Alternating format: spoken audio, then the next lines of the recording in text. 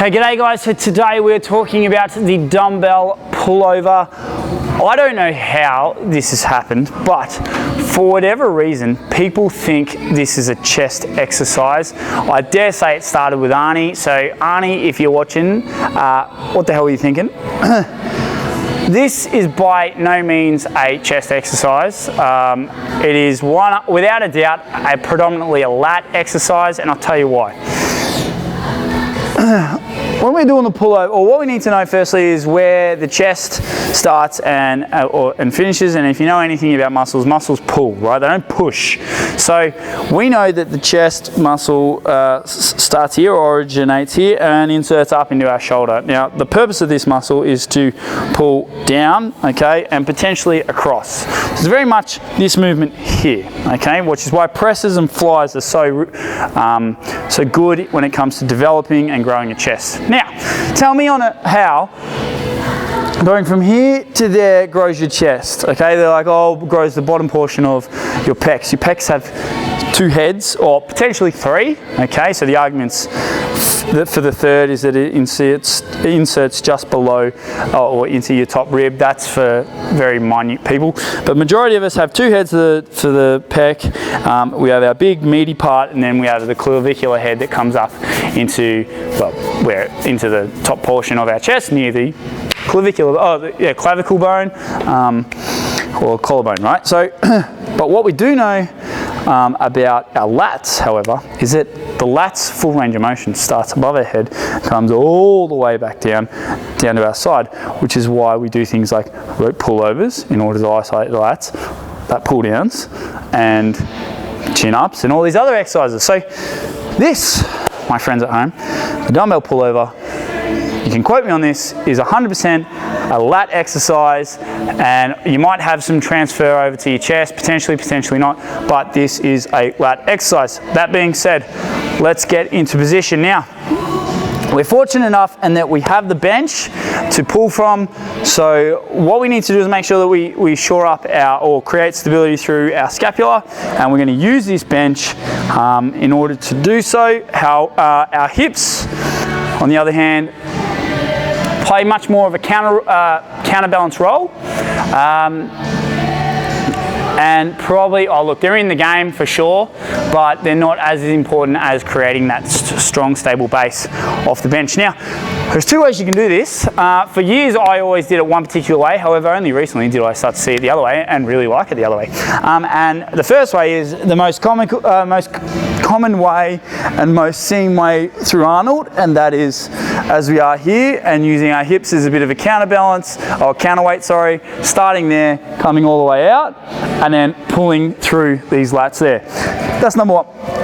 Or number two, which is the most recent way, which makes a great deal of sense, is not using your legs as a counterweight, and just laying flat on the bench like so, and going out nice and long, and coming up nice and tall. What's the pros and cons? Well, nothing really, as long as you get your shoulder blades back and down. You might find that you're able to get into a better position when it comes to having your legs out here, because you're going to look for your shoulder blades a great deal more and use it as that pivot point, so that's all you need to worry about. However, look, let's be honest, you can still do that exact same thing, which is what I instruct everyone to do on a dumbbell press. Pull their shoulder blades back and down and create your flat back there. So just for today's sake, I will demonstrate, or both. And my personal opinion, the way I do it is I just keep my hips off, but that's just because I want to be Arnie. So if you go the other way, you go the other way. Right, let's do this. So a lot of people start with the dumbbell here. Great idea. I think it's just a case of whatever works best for you. If you have a partner or a friend, by all means, make sure that they hand you the weight, or you could start there. What I'm looking for now is to create stability through my lats. What we know about the lats is that the lats depress the scapula, so they pull it down, and they also help us retract. So what we're looking to do is we're looking to pull our shoulder blades back and down and create that tension through the lats. Now right now my lats are bunched up. I'm going to slightly roll, grab a hold of the dumbbell weight, and this is my starting point here. From this position we're going to lower the weight down, and I tend to drop my hips at this particular point in time, so to create a bit of a, like I said, a counterweight. Stretch out like I am Superman. You're going to feel a big stretch to those lats. Come up, squeeze hard. Okay, big stretch, come up, squeeze hard. Now there are a few little tricks with this that we need to be well aware of. Number one is that this is the skill of the lift, and it's the ability to keep tension through those lats at our longest leverage point. So if my hands are all the way out like Superman, what a lot of people do is, because this is the hardest point, they go lax and then they regain their tension and try and drive it forward. And I'll demonstrate this right now.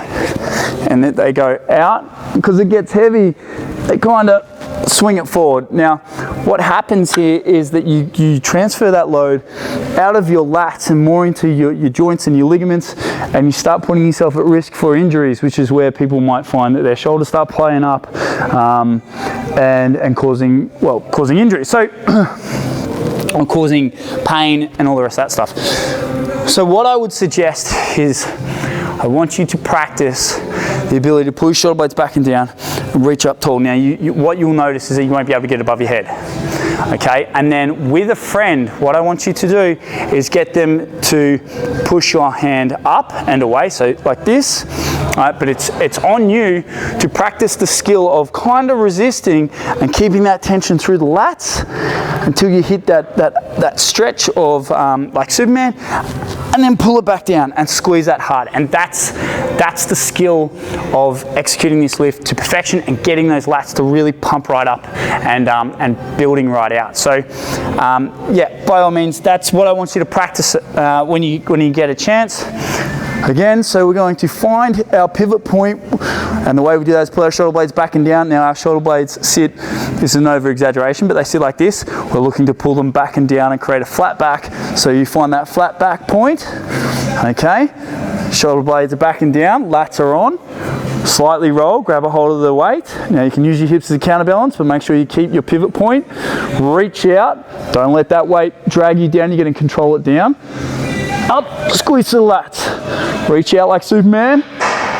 Tension through, don't let it go lax. Tension, squeeze through. And you're going to keep that tension the entire time. Now what you can find too is that when you get to here, you rest. So that is not our finish point, because we want to keep tension through those lats. Remember, tension or time under tension is a principle of hypertrophy or getting bigger and stronger. So we actually are going to finish point just above your forehead. So we're going to reach out, up and squeeze, forehead, reach out again. Up and squeeze, forehead, reach out again. Okay? Now, if I was to do this laying flat, it's exactly the same process. Shoulder blades back and down, big pronounced chest, reach, and squeeze, forehead, reach, forehead. And that there, team, is how you want to do a dumbbell pullover.